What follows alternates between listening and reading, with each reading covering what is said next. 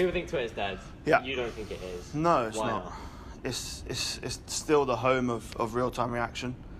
When anything happens, when a big story breaks, people go to Twitter.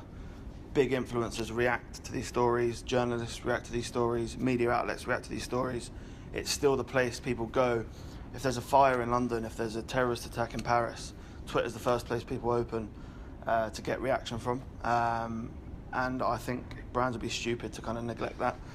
Facebook are moving towards long-form content.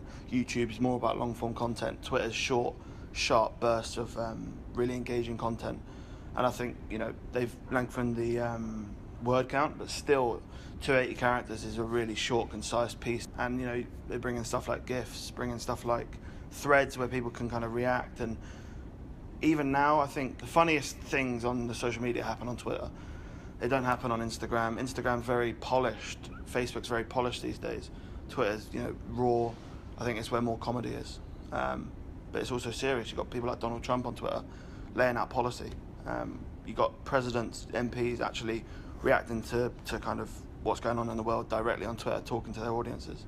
So where do you think the biggest opportunity for brands this year stands on Twitter? I think it's about the conversation around events.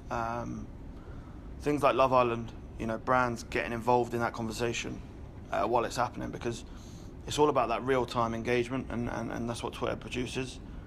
When an event's happening, the Athletics, Love Island, the Premier League, the World Cup, this is when everyone is looking on Twitter. People aren't looking on their Instagram feed, they're looking on Twitter. Instagram is not chronological. Twitter is always chronological during events. So that's where people are looking. That's the moment where you kind of go in and kind of get your brand message across.